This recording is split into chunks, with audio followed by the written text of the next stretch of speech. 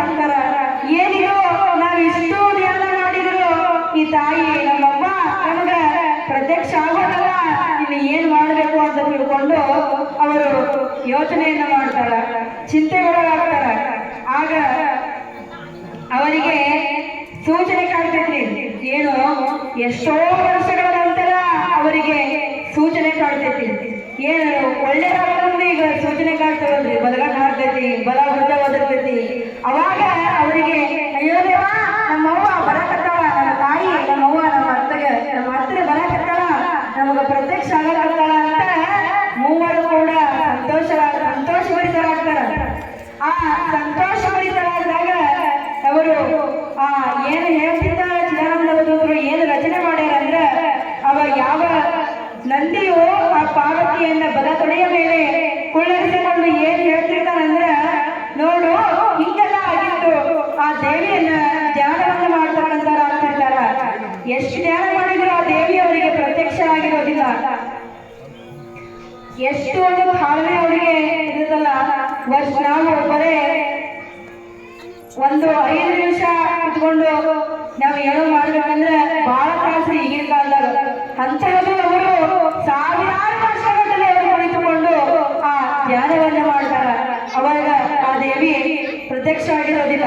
ಒಂದು ದಿನ ಏನಾಯ್ತಂದ್ರೆ, ಆ ದೇವಿ ಯಾವುದೋ ಒಂದು ಗಳಿಗೆಯೊಳಗ ಅವರಿಗೆ ಪ್ರತ್ಯಕ್ಷ ಆಗಿಬಿಡ್ತಾಳ. ಪ್ರತ್ಯಕ್ಷ ಆಗಿ ಏನ್ ಮಾಡ್ತಾಳ, ಆಗಿಯೂ ಕೂಡ ಬಹಳ ದುಃಖ ಇರ್ತೈತಿ. ನಾ ಇಷ್ಟು ದಿನ ನನ್ನ ಮಕ್ಕಳನ್ನ ಬಿಟ್ಟು ನನ್ನ ಮಕ್ಕಳನ್ನ ಆಗದೆ ನಾ ಹೋದನಲ್ಲ, ನಾ ಯಾಕೆ ಬರಲಿಲ್ಲ ಅಂದ್ರು ಆ ತಾಯಿಯೂ ಕೂಡ ಬೇಸರವನ್ನು ಒಳಪಡ್ತಾಳ, ಬೇಸರಕ್ಕೊಳಗಾಗ್ತಾಳ.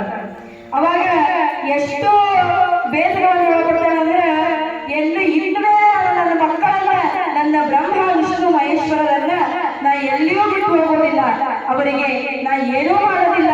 ಇಷ್ಟು ದಿನ ಒಳಗಡೆ ಸಾಕು, ಇಷ್ಟು ದಿನ ಅವ್ರು ಬಿಟ್ಟಿದ್ರೆ ಸಾಕಪ್ಪ, ಇನ್ನು ಮೇಲೆ ನನಗೆ ಏನು ಬೇಡ, ನನಗೆ ಯಾವ ಸಂಪತ್ತು ಆರೋಗ್ಯ ಐಶ್ವರ್ಯ ಏನೇನೂ ಬೇಡ, ನನಗೆ ಯಾವುದೂ ಬೇಡ, ನನಗೇನು ಬೇಡ.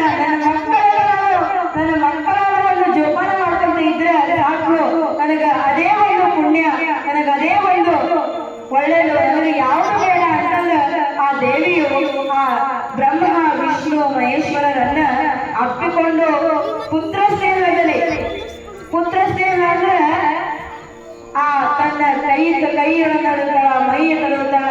ಈಗ ಹಿಂಗ ನಾವು ನಮ್ಮ ತಾಯಂದ್ರೆ ನಾವು ಎಲ್ಲರ ಹೊರಗೆ ಬಂದಾಗ ನಮ್ಮನ್ನ ಅಪ್ಪಿಕೊಂಡು ಮುಟ್ಟಾಡ್ತಾರಲ್ಲ, ಹಂಗ ಅಪ್ಪ ನಿಮ್ಮನ್ನ ಇಷ್ಟು ದಿನ ನಾನು ಬಹಳ ಒಂದು ಕಳ್ಕೊಂಡೆ, ನನಗ ಬಹಳ ಸಮಾಧಾನವಾಗೈತಿ, ಅಲ್ಲಿಯೂ ಕೂಡ ಹಂಗ ಸಂತೋಷ ಆಗ್ತೈತಿ, ದುಃಖನೇ ಆಗ್ತೈತಿ. ನನ್ನ ಮಕ್ಕಳು ಇಷ್ಟು ದಿನ ಆಗಲಿಂದಲ್ಲ, ನನ್ನ ಎಂತ ಕರು ಹೃದಯ, ನಾ ಹೆಂಗಿರ್ಬೋದು, ನಂದು ಒಂದು ಹೃದಯ ಹೆಂಗಿರ್ಬೋದು, ನಾ ಎಷ್ಟು ಕ್ರೂರ ಇರ್ಬೋದು ಅಂತಂದು ಆ ತಾಯಿ ಮನ ನೋಡುತ್ತಾಳ.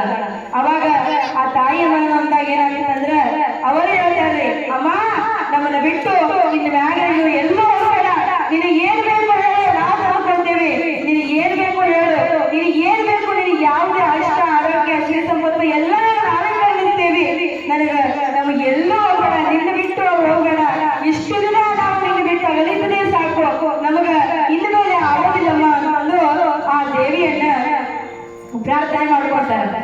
ಇನ್ನ ಮುಂದಿನ ಕೆಲವು ಕೊನೆಯ ನುಡಿಗಳಲ್ಲಿ, 2ನೇ ಅಧ್ಯಾಯದ ಕೊನೆಯ ನುಡಿಗಳಲ್ಲಿ ಪುರಾಣ ಏನೈತೆ ಅಂತ ನಾವು ನೀವಲ್ಲಿ ನೋಡೋಣ.